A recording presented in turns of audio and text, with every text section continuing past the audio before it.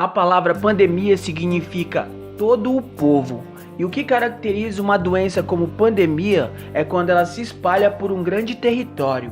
Como a pandemia de Covid-19 que estamos vivendo hoje, que já atingiu mais de 200 países. Hoje falaremos das pandemias que mais mataram ao longo da história, como a pandemia de varíola ou a terrível pandemia da peste negra ou peste bubônica, que praticamente devastou continentes, dizimando civilizações inteiras entre os anos de 1343 e 1353. A peste negra ceifou mais de 200 milhões de vidas. Quantas pandemias você acha que já existiram ao longo da história? Neste vídeo falaremos de forma cronológica das pandemias que mais mataram nos últimos 2000 anos, incluindo a pandemia que estamos vivendo hoje, que já levou mais de 25 milhões de pessoas, e não tô falando de Covid-19. O meu nome é Rogério Alencar, se liga no vídeo. Para que uma doença possa se espalhar, é necessário a interação humana, que é uma característica das doenças infecciosas. Sendo que uma doença infecciosa são aquelas que uma pessoa transmite para outra. E estar em uma cidade grande certamente facilita isso. Em 541, Constantinopla era a maior metrópole do mundo. Uma cidade com grande fluxo de navios mercantes e pessoas de todos os países do mundo. Então começaram a surgir casos de uma doença misteriosa. E aos poucos os casos foram aumentando e as pessoas começaram a morrer.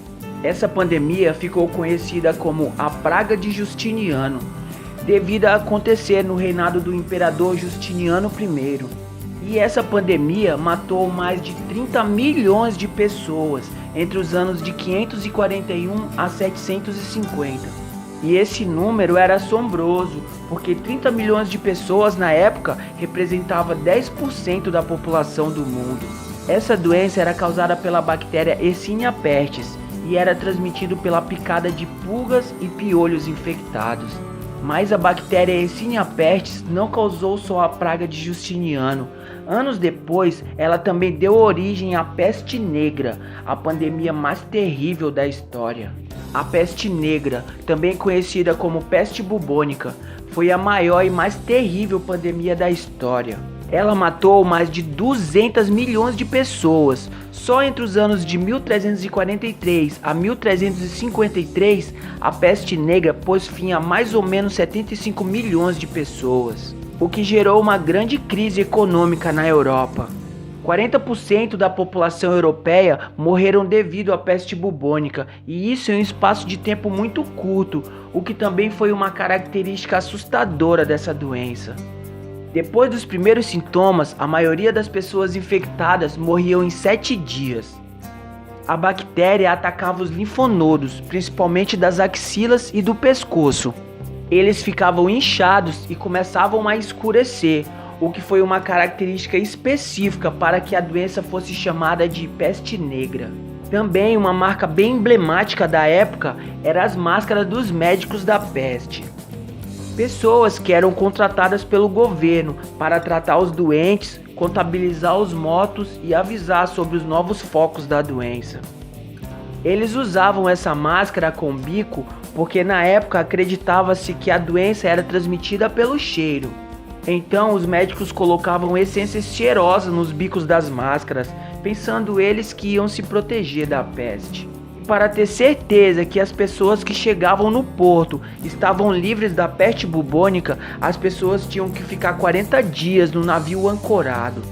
Assim garantindo que nesse tempo, alguma pessoa que tivesse infectada manifestaria a doença. Daí surgiu o termo quarentena.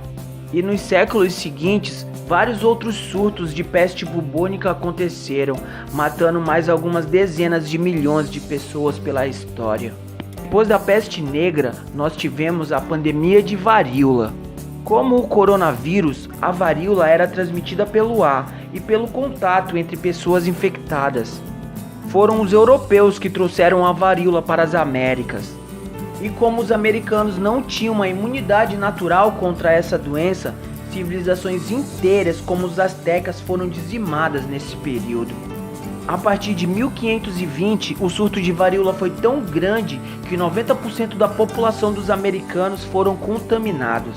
E a pandemia continuou por vários anos, matando 30% dos infectados e deixando sequelas gravíssimas nos sobreviventes. Até que no final do século XVIII, um médico, Edward Jenner, conseguiu criar uma vacina contra a varíola. Depois da doença matar 56 milhões de pessoas, ela foi erradicada em 1979. Graças à invenção da vacina contra a varíola, que foi a primeira vacina da história. Essa foi uma grande vitória na vacinação em massa para a humanidade.